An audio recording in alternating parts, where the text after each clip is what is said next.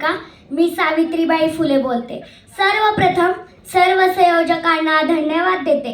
धन्यवाद यासाठी देते कारण या कार्यक्रमामध्ये मला बोलण्याची संधी दिली, याबद्दल धन्यवाद देऊन मी माझ्या विषयाकडे वळते। ज्ञान नाही विद्या नाही ती घेण्याची गोडी नाही, ज्ञान नाही विद्या नाही ती घेण्याची गोडी नाही, बुद्धी असून चालत नाही तयाच मानव म्हणावा का काय।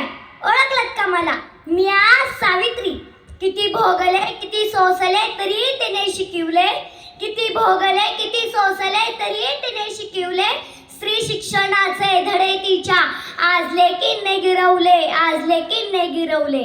असं जिचं तोंड भरून कौतुक करते ना तीच मी आज सावित्री। सावित्री ज्योतिराव फुले, सातारा जिल्ह्यातील खंडाळा तालुक्यातील नायगावच्या खंडोजी नेवासे पाटील यांची मी कन्या आणि ज्योतिराव फुले यांची पत्नी। वयाच्या 9व्या वर्षी माझं लग्न ज्योतिराव फुले यांच्याशी झालं। मला हळूहळू कळायला लागलं की ज्या व्यक्तीशी माझं लग्न झालंय ना तो कोणी सर्वसाधारण माणूस नाही तर एक क्रांतिसूर्यच आहे। शिक्षणाचा ध्यास आणि शिक्षणाचा प्रसार हा एकच विचार होता ज्योतिरावांच्या मनात। एकदा शिक्षणाचा प्रसार करताना मिस फरा नावाच्या ब्रिटिश मॅडम त्यांना म्हणाल्या, मिस्टर फुले तुम्हाला शिक्षणाचा प्रसारच करायचा आहे ना, so educate women first because if a woman educated then the house educated. पण तुम्ही माणसं वुमनला घराच्या बाहेरच पडू देत नाही। सब बॅड मिस्टर फुले। ते झालं ते माझ्याकडे पाटी पेन्सिल घेऊन आले आणि मला म्हणाले, सावित्री आजपासून मी तुला शिकवणार। आणि झाला सुरू माझा अभ्यास। काना मात्रा वेलांटी उकार बेकी बे बेदुरी चार हाच ध्यास। मी लिहायला शिकले, वाचायला शिकले आणि काव्य सुद्धा रचू लागले। आणि अशातच शनिवार दिनांक 1 जानेवारी 1848 ला पुण्यातील भिडेवाड्यात आम्ही मुलींची पहिली शाळा सुरू केली। मी पहिली शिक्षिका आणि मुख्याध्यापिका पण। अहो शेळपटासारखं जगाल तर काम तमाम होईल, पण वाघासारखं जगाल तर नाम होईल। पण समाजात धर्म बुडाला म्हणून कोल्हेकोळी सुरू होती। अहो एखाद्या सर्वसामान्य माणसाला शिक्षण दिल्याने कोणता धर्म बुडतो? इतका टकला दोष शकतो का हा धर्म? धर्मासाठी माणूस असतो की माणसासाठी धर्म? मी शाळेत जात असताना तुम्ही मला चिखल फेकलात, मी सहन केलं, दगडे मारला ते मी सहन केलं। आता माझ्या सहनशीलतेचा अंत झाला होता आणि अशातच माझ्या समोर एक माणूस येऊन म्हणतोय कसा, काय गै टवळे कुठं निघालीस तुरू? आमच्या पोरीबाळींना शिकवणं बंद कर। अगं तुला तुझी अब्रू प्यारी आहे ते शिक्षण। कदाचित त्याला माहित नसावं की आम्ही सुद्धा ज्योतिराव परिवारांच्या पत्नी आहोत।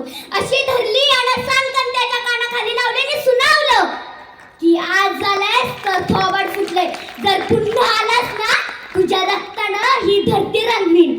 स्त्री कोणत्याही जाती धर्माची असो तिला नेहमी बळी पडत आलेली आहे। अहो एखाद्या स्त्रीचा नवरा वारला तर त्यात तिचा काय दोष असतो? आणि यासाठीच आम्ही काम केलं। इंग्रज सरकाराचं सतीप्रती सुरू केलं, सतीबंदी सुद्धा सुरू केलं आणि आम्ही विधवा महिला काशीबाई यांच्या मुलाला दत्तक घेतलं। त्याचं नाव ठेवलं यशवंत। त्याच्या दुडू पावलांनी आमचं अंगण कसं भरून जायचं त्याला वाढवलं, मोठं केलं आणि शिकून डॉक्टरही बनवलं। आणि अशातच पुण्यात पेगची साथ आली। काखेत गाठी येऊन लोक धडाधडा मरू लागली होती।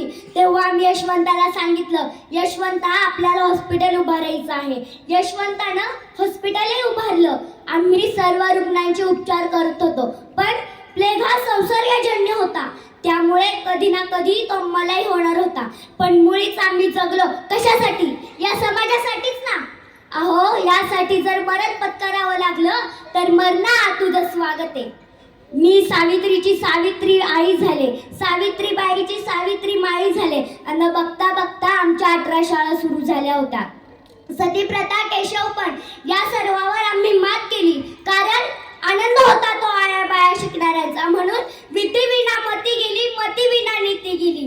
विधी विना मती गेली, मती विना नीती गेली, नीती विना गती गेली, गती विना शुद्ध खचले आणि एवढे सारे अनर्थ एका अविद्येने केले।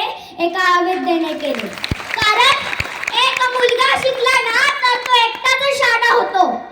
एक मुलगा शिकला ना तर तो एकटाच शहाणा होतो, पण एक मुलगी ती संपूर्ण घराण्याला शहाणं करते.